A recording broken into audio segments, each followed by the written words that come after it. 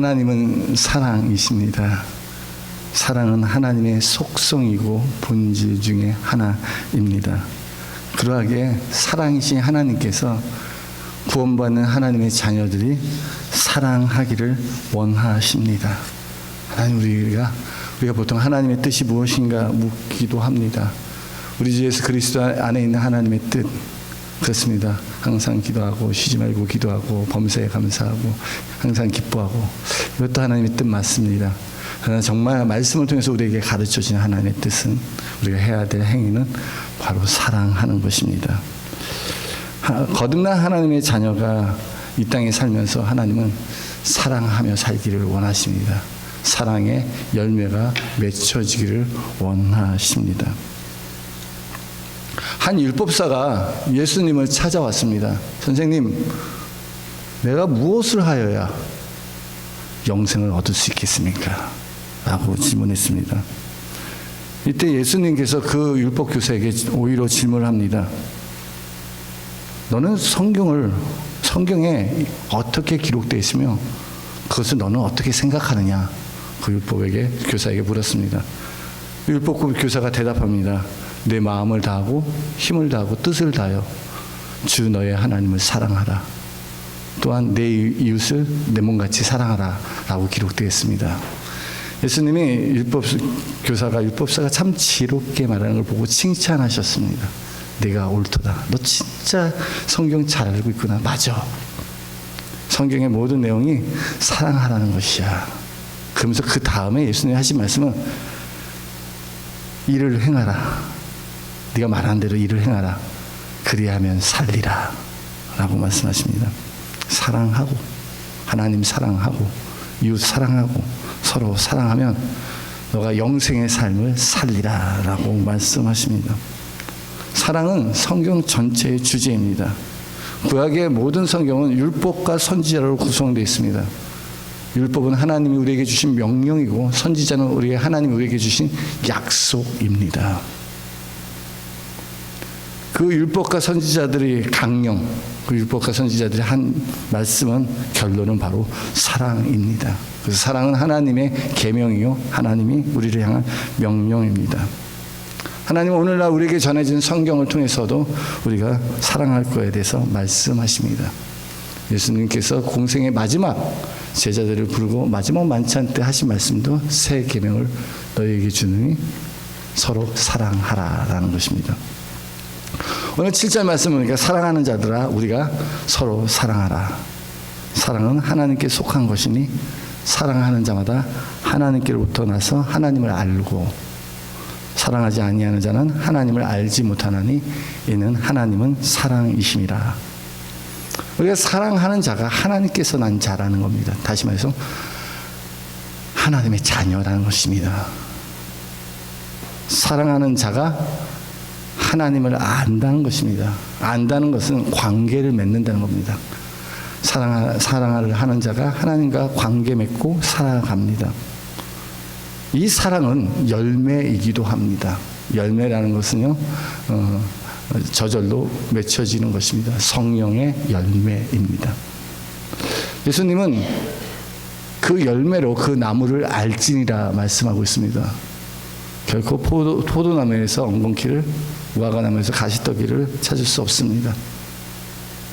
어떤 열매를 맺히냐에 따라서 그 나무가 포도나무인지 무화과나무인지 사과나무인지 대추나무인지 배나무인지 감나무인지 그 열매로 그 나무를 안다는 것입니다. 하나님의 자녀, 하나님이 성령으로 거듭난 하나님의 자녀는 반드시 사랑의 열매가 맺혀지게 됩니다. 하나님은 사랑이시기 때문입니다. 자녀는 부모를 닮습니다. 우리가 하나님의 자녀이면 반드시 열매를 맺혀지게 되는데요, 이것이 바로 사랑입니다. 너희가 서로 사랑하면 이로써 너희가 내 제자인 줄 세상이 알 것이라 말씀하십니다. 그래서 사랑하고 사랑하며 살아가는 것이 이 땅의 그리스도인이 세상에 살고 있는 기준점이 되는 겁니다. 우리가 다른 건 실패해도 사랑하는 것만큼은 실패하지 말라는 겁니다. 너가 사랑하면 비로소 세상 사람들이 너희가 내 자녀인 것을, 내 제자인 것을 안다고 말씀하십니다. 사랑하는 자마다 하나님께로 나서 하나님을 압니다. 사랑하지 않는 자는 하나님을 알 수 없습니다. 우리 사랑하지 않고 신앙생활을 하면요, 하나님을 알지 못하고 신앙생활을 하는 것과 마찬가지입니다. 사랑은 하나님께 속한 것입니다. 하나님은 사랑이십니다. 이토록 하나님께서 말씀을 통해서, 구약과 신약 모든 말씀을 통해서 네가 나를 사랑하느냐라고 질문하십니다. 그렇다면 여기서 우리가 질문 하나 있습니다. 정말 그렇게 성경에서 강조하는, 그렇게 사랑하라고, 나는 사랑이니까 서로 사랑하라고, 이것이 명령이고 계명이고 하나님이 그렇게 강조했는데 과연 내 삶은 지금 사랑하면서 살고 있습니까? 사랑하면서 사는 것이 제자이고, 사랑하면서 사는 것이 과연 우리가 그리스도인의 삶이고 하나님의 자녀의 삶인데, 하나님 사랑하고 이웃 사랑하라, 그리하면 살리라 라고 분명히 말씀하시는데, 정말 내가 사랑하면서 살고 있습니까? 우리는 사랑한다는 것이 참 부담이 됩니다. 사랑이 좋은 거는 알고 있습니다. 그런데 우리가 사랑하지 못합니다. 왜 그렇습니까? 사랑하면서 받았던 상처가 너무 많습니다.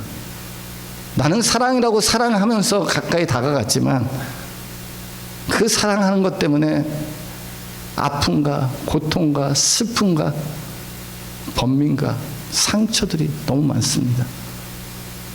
그래서 정말 나이가 들고 어른이 되어서는 누군가를 쉽게 사랑하기가 너무너무 어렵습니다. 사랑하려면 마음을 다해야 되는데, 성품을 다해야 되는데, 뜻을 다해야 되는데, 사랑은 본질적인 것이에요. 그게 사랑해야 되는데 우리가 그렇게 사랑하기가 쉽지가 않습니다. 여러분 부모님으로서 여러분 자녀 사랑하십니까? 모든 부모들은 자녀가 잘 되기를 원합니다. 그래서 자녀들에게 해야 될 것과 하지 말아야 될 것에 대해서 말씀하십니다. 자녀가 잘 되기를 원합니다. 그러면 자녀들은 부모님이 나를 사랑한다고 생각하고 있습니까? 여러분은 부모님이 나를 사랑한다고 이렇게 생각하고 있습니까? 그렇게 받아들입니까? 그게 참 어려워요. 부모님의 은혜는요, 시집 가서 자녀를 낳아보면 엄마의 사랑은 조금 이해할 수 있다고 합니다. 어렸을 때는 절대로 모릅니다. 그렇게 사랑했는데 모릅니다. 아버지의 사랑은요, 죽을 때까지 모릅니다. 아버지는 날 사랑한 게 없어. 근데 아버지의 사랑은 책임지는 사랑입니다. 관계를 맺는 사랑이 아니라 지키고 보호하는 사랑입니다. 그래서 딸 가진 자녀들은 엄마하고 참 많이 쇼핑도 가고 여행도 갑니다. 근데 아버지는 늘 집에서 집 지키고 강아지 보고 있습니다. 그거 아버지의 사랑을 비로소 깨닫는 것은 나중에 아버지가 돌아가고 나서 본인도 죽을 때가 돼서 아버지 이렇게 참 우리 가족 책임지면서 살으시려고 참 애쓰고 힘드셨구나라고 이해하기 시작한다고 합니다. 우리 자녀 사랑합니다. 자녀 너무너무 사랑하는데 자녀를 사랑해서 자녀가 좋아하는 선물 하나 해줍니다. 게임기입니다. 오늘날 게임기 없는 자녀가 어디 있겠습니까? 컴퓨터 게임기도 사주고요, 또 타블렛 게임도 사주고, 또 스마트폰 게임도 사줍니다. 왜? 자녀가 그것을 너무너무 좋아하고 다른 친구도 다 갖고 있기 때문에 자녀 사랑해서 게임기 사줍니다. 자녀는 아빠가 사준 그 게임기 때문에 너무너무 행복해합니다. 근데 문제는 그 게임기 때문에 엄마하고 아빠하고 관계가 깨집니다. 너는 도대체 뭐가 되려고 맨날 게임만 하냐? 잔소리하기 시작합니다. 사줬으면서. 너는 도대체 공부를 안 하고 맨날 오락만 하냐? 또 잔소리합니다. 자녀의 입장에서는 우리 부모는 나한테 뭐라고 하는 사람이야. 그것을 자녀가 사랑이라고 느낄까요? 그렇게 느끼지 않아요. 참 느끼지 않아요. 우리가 정말 사랑하면서 살려고 애쓰고 도와주고 섬겨주지만 아내가 남편 사랑해서 이렇게 저렇게 우리 신랑 이렇게 해서 저렇게 해서 말하면 남편 그것이 아내의 사랑으로 귀기로 듣습니까? 잔소리라 생각하고 바가지라 생각합니다. 아이고 또 시작이야. 알았어, 내가 알아서 해. 그 말을 귀기로 듣지 않습니다. 부모가 자녀 사랑해서 얘들아 이거 해라, 갔다 오면 숙제해라, 공부해라 라고 말하면 자녀들이 그것이 부모의 사랑이라고 합니까? 아니, 참, 아유, 이 집에서 언제 내가 독립해서 나가냐, 이 잔소리 듣기 싫어한다는 것입니다. 여기에 참 어려움이 있습니다. 우리는 사랑한다고 하면서 했던 행위들이 상대방을 사랑으로 받아들이지 않다는 겁니다.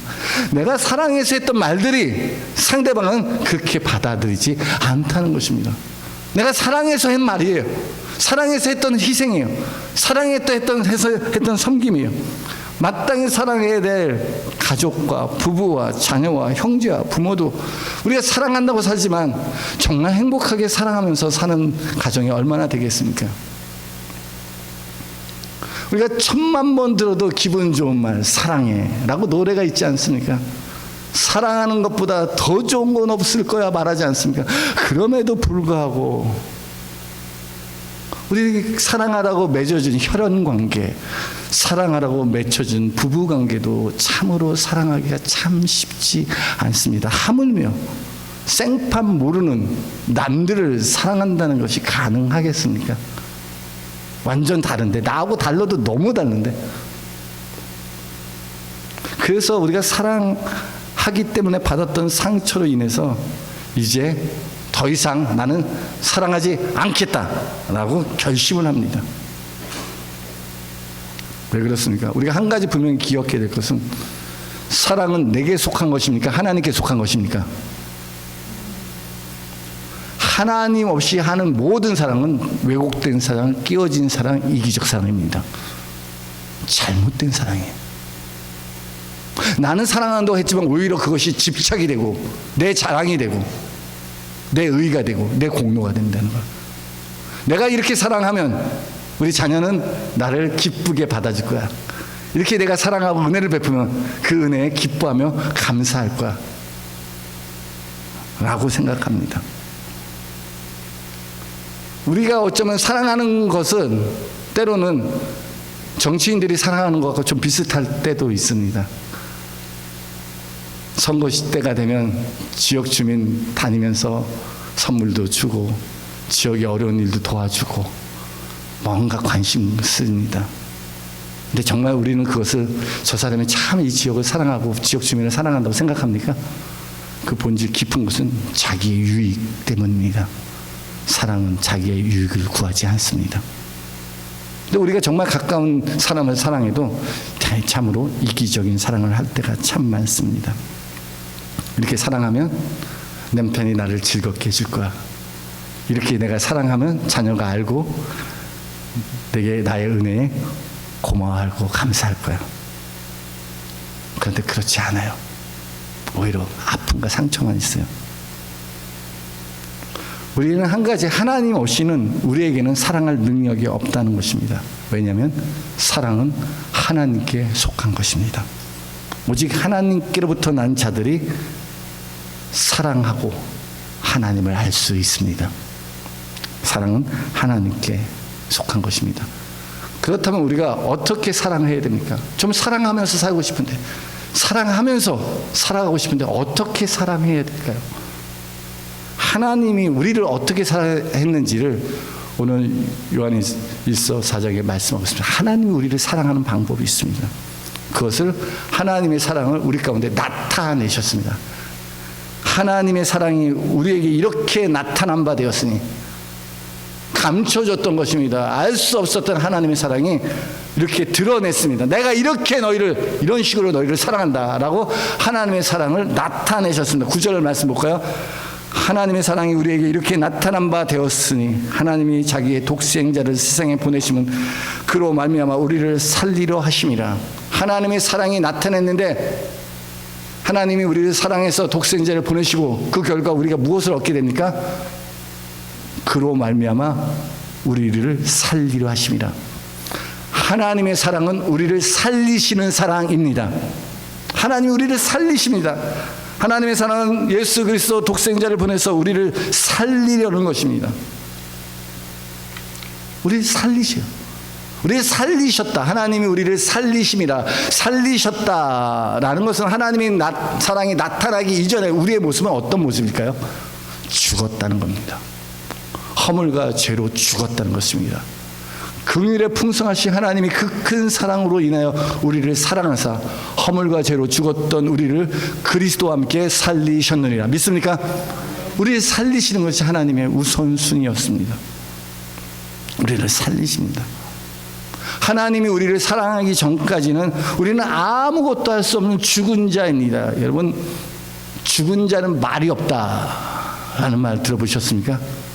죽은 자는 아무런 열매가 없습니다. 죽은 나무에서 결코 열매를 기대할 수 없습니다. 살아있는 것은 열매를 맺습니다. 반드시 맺습니다. 죽은 것은 열매를 맺지 못합니다. 여러분, 죽음, 사망, 죽음이라는 게 뭘까요? 죽음은 바로 분리되는 것입니다. 산자와 죽은 자가 함께 할 수 없습니다. 죽는 그 순간 분리됩니다. 이 사람이 죽었다라고 의사가 판단하는 것은 무엇입니까? 심장박동이 멈춰지는 것도 있지만 우리가 이 사람의 육체로부터 그의 영혼이 분리됐을 때 이 사람은 죽었다라고 합니다. 죽음은 분리입니다. 정말로 죽음, 진짜 죽음은 어떤 죽음입니까? 성경적인 관점에서 우리에게 말하는 죽음은 하나님과 분리된 것입니다. 하나님과 분리돼서 하나님의 사랑을 받지 못하고 하나님과 아무 관계없이 살아가는 것은 바로 이미 죽은 자입니다. 이 죽음은 무엇이 원인입니까? 바로 죄가 원인입니다. 죄 역시 하나님과 우리 사이를 갈라놓았습니다. 그래서 우리는 이 죄와 사망의 권세로부터 우리를 구원하기 위해서 하나님께서 독생자를 보내주셨습니다. 믿습니까? 죄와 사망에서 우리를 살리시기 위해서, 그리스도와 함께 살리시기 위해서 독생자 예수를 보내셨습니다. 우리가 살아야지만이 비로소 하나님의 자녀로서 살 수 있습니다. 제가 장례식, 한국에 있을 때 장례식 중에 정말 슬픈 장례식을 봤습니다. 아이가 자다가 죽은 것입니다. 근데 그 아이는 장애가 있었습니다. 걷지를 못합니다. 그럼에도 불구하고 그 부모는 그 아이를 지극정성으로 사랑했습니다. 이제 그 아이 장례식 마지막 입관할 때 함께 동참했습니다. 그 아이가 꼭 자는 것 같아요. 자는 거예요. 근데 그 부모가 그 아이에게 무엇을 갖다 줬냐면 예쁜 신발을 하나 갖고 왔어요. 내 평생 소원은 너가 이 신발 신고 걷는 것인데 이렇게 먼저 떠났구나. 그리고 눈물을 뚝뚝 흘립니다. 그 부모는 그 아이가 어떠한 형태, 어떠한 모습이라도, 어떠한 장애를 가져도 그 아이를 너무너무 사랑했어요. 근데 죽음은 그 아이와 부모를 갈라놓았습니다. 여러분, 하나님이 허물과 죄로 죽었던 우리를 다시 살리실 것을 믿습니까? 우리가 어떠한 모습이라도, 어떠한 모양으로 이 땅에 살고 있어도 하나님은 여전히 우리를 사랑하십니다. 하나님은 사랑이십니다. 하나님이 여러분을 사랑하시는 것을 믿습니까? 우리 옆 사람 가면 인사할까요? 하나님은 당신을 사랑하십니다. 하나님의 사랑은 예수 그리스도를 통해서 여러분을 살리신 것입니다. 우리가 한 가지 알아야 될 게 우리가 하나님을 사랑했기 때문에 우리를 살리신 것이 아닙니다. 우리가 하나님께 대한 어떤 희생과 공로와 어떤 일을 했기 때문에 하나님 우리를 살리신 것이 아닙니다. 우리가 허물이 있고 죄가 있음에도 불구하고 이제 하나님을 떠나 하나님과 원수되고 죄의 종으로 세상 가운데 살아가고 있었음에도 불구하고 하나님이 우리를 긍휼히 여겨서 우리를 불쌍히 여겨서 우리를 살리셨습니다. 이것이 우리를 향한 하나님의 사랑입니다. 하나님 우리 살리시기 위해서 우리가 아무것도 할 수 없는 전적인 무능한 상태인데 하나님 우리 살리시기 위해서 낮고 낮은 인간의 모습으로 우리에게 찾아오셨습니다. 우리를 살리시기 위해서 예수님께서 죄 있는 육신의 모양으로 오셔서 육신의 죄를 정케하시고 우리를 죄 가운데서 구속하여 주셨습니다. 주님께서 우리를 살리시기 위해서 시험을 받아 고난당하셨은즉 고난당하는 자를 도우시기 위해서 이 땅에 오셨습니다. 주님께서 우리를 위하여 채찍에 맞은 것은 채찍의 고통 가운데 신음하고 있는 질병 가운데 있는 자를 치료하기 위해서 그가 채찍 맞으셨습니다. 그가 채찍에 맞음으로 우리가 나음을 얻었습니다. 주님께서 우리의 세상의 상처와 아픔과 핍박, 버림받음, 징계를 받는 이유는 그가 징계를 받음으로 우리가 평화를 누리게 되었습니다. 우리에게 세상이 줄 수 없는 평강을 주시기 위해서 우리 가운데 찾아오셨습니다. 주님께서 무덤에 내려가신 이유는 사망 권세 이기시고 음부의 권세에 사로잡혀 있는 우리를 죽음에서 자유케 하기 위해 해방케 하기 위해서 주님이 십자가에 달려 죽으시고 무덤에 갇히셨습니다. 하지만 주님은 사망 권세 이기시고 3일 만에 부활하셨습니다. 우리가 어디에 있든지 어떤 형편에 있든지 주님이 찾아오셔서 우리를 구원하셨습니다. 주님께서 가난하게 되신 것은 그의 가난함으로 말미암아 우리를 부욕케 하기 위함이라고 성경은 기록하고 있습니다. 우리가 어떤 형편에 있든 주님이 찾아오셔서 우리를 사랑하십니다. 우리 사랑하는 성도 여러분, 하나님께서 우리를 사랑하사 주님과 함께 살리실 때, 우리를 사랑하실 그때 내가 하나님 앞에 당당하고 떳떳한 하였습니까? 아니라니까요. 성경 우리에게 말합니다. 우리가 여전히 연약하고 경건치 아니할 때 그리스도께서 우리를 위하여 죽으셨습니다. 우리가 아직 죄인 되었을 때 하나님 보시기에 벌레만도 못하고 진흙 같은 아무것도 아닌 우리가 죄인 되었을 때 그리스도께서 우리를 위하여 죽으심으로 우리에 대한 하나님의 사랑을 확증하셨습니다. 우리가 하나님을 떠나서 하나님께 대적하고 하나님이 하기 싫은 일을 할 그때 하나님과 원수 되었대 그의 아들의 죽으심으로 하나님과 더불어 화목하게 되었습니다. 하나님 우리 살리셨습니다. 우리가 아무것도 한 게 없음에도 불구하고 하나님께서 한없는 은혜를 베풀어 주셨습니다. 하나님께서 우리를 살리시면서 우리에게 요구한 것이 뭡니까? 내가 너를 이렇게 살려주었는데 너 그렇게 구원받은 자로서 살아야 된다고 말씀하시는데 어떻게 살기를 원하십니까? 그의 아들 십자가에 못 박혀 죽으시면서까지 우리를 살리신 이유가 뭡니까? 나 너 그렇게 창조하지 않았다는 겁니다. 너 내 형상으로 내 모양으로 내가 너를 지고 내 영을 너에게 부어줬어. 나 널 그렇게 창조하지 않았어. 너 미워하고 걱정하고 세상과 싸우면서 그렇게 두려워하며 살라고 너 창조하지 않았어. 이제 더 이상 죄의 종에서 벗어나 사랑하는 하나님의 자녀로서 살라. 그래서 우리를 살리신 겁니다. 하나님의 자녀로서 살라는 것입니다. 하나님이 우리를 사랑하신 것처럼 우리도 그렇게 사랑하기를 원하십니다. 믿습니까? 우리는 막연합니다. 도대체 하나님이 나를 어떻게 사랑하시는지 그 한량없는 사랑을 다 기록할 수 없습니다. 그런데 여기서 우리가 한 가지 좀 기억해야 될 것이 있습니다. 그것은 아버지의 사랑을 기록한 누가복음 15장 탕자의 비유입니다. 자녀들이 부모의 사랑을 거절합니다. 아무리 잘해주고 아무리 공부시켜주고 원하는 것을 다 갖게 해준다 할지라도 더 많은 것들을 요구합니다. 이 탕자가 그랬어요. 탕자가.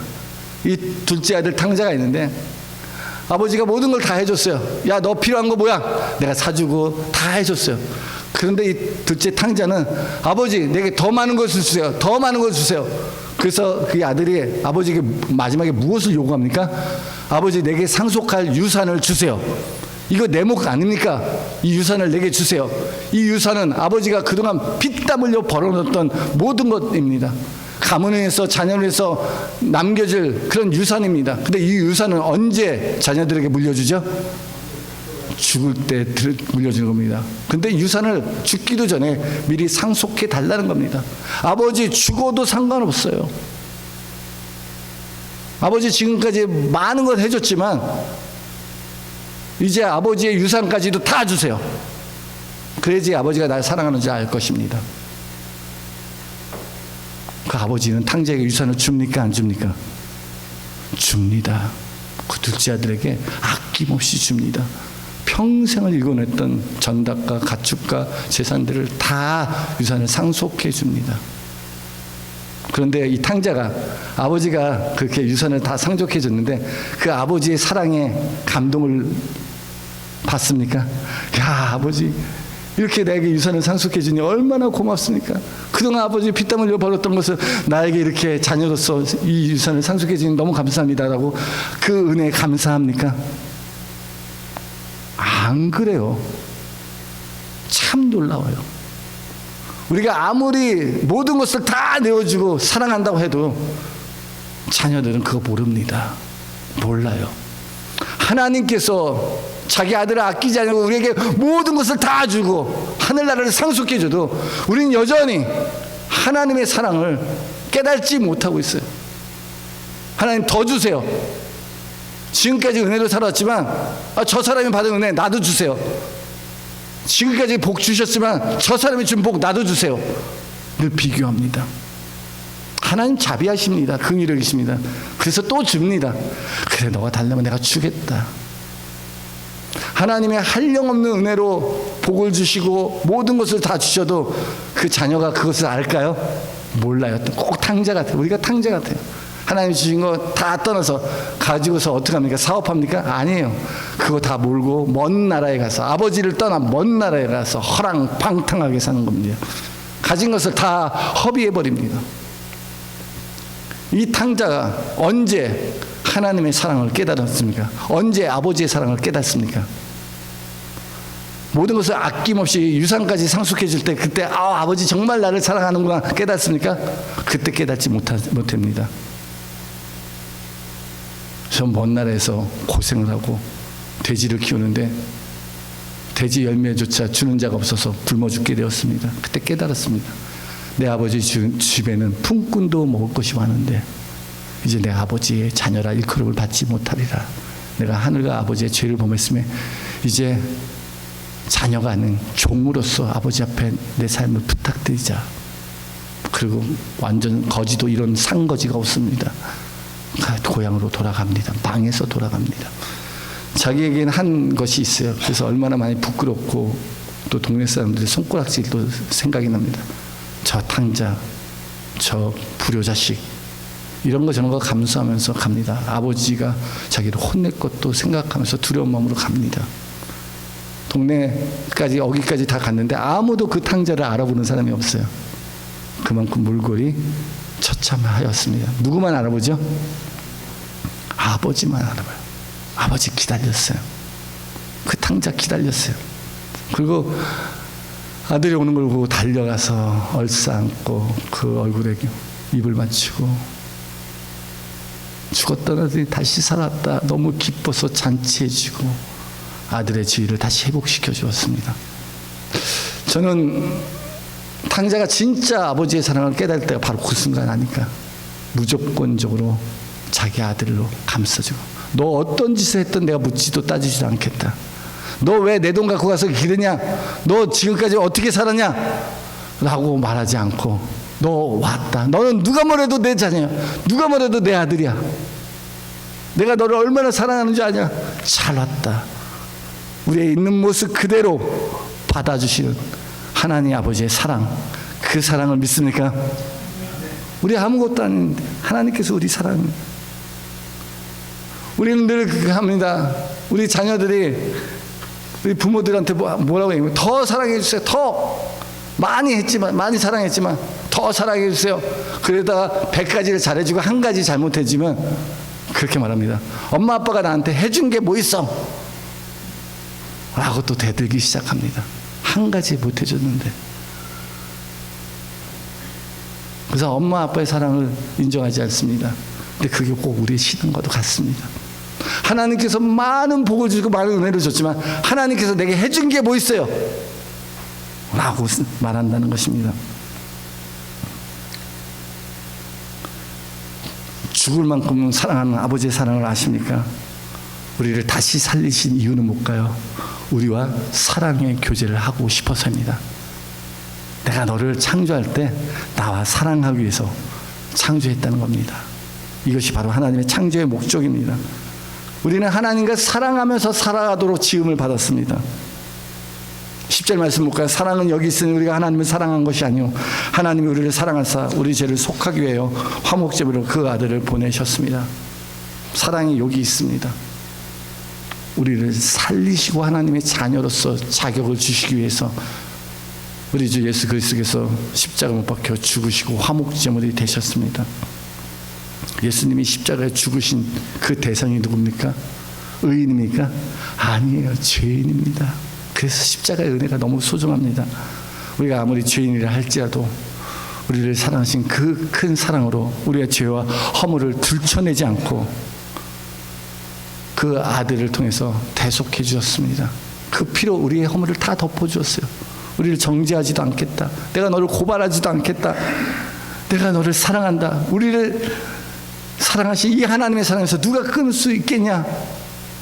너 잘 왔다 하면서 하나님이 우리 있는 모습 그대로 사랑하십니다. 하나님이 우리 있는 모습 그대로 기다려주시고 참아주시고 견뎌주시고 오래 참고 소망하고 바라고 있습니다. 사랑은 무엇입니까? 고린도전서 14장 사랑은 오래 참고라고 말합니다. 그러면서 이렇게 말합니다. 사랑은 모든 것을 참고 모든 것을 바라고 모든 것을 견디고 모든 것을 믿느니라. 믿고 바라고 참고 견디는 것, 그게 사랑입니다. 하나님이 그렇게 우리를 사랑하셨습니다.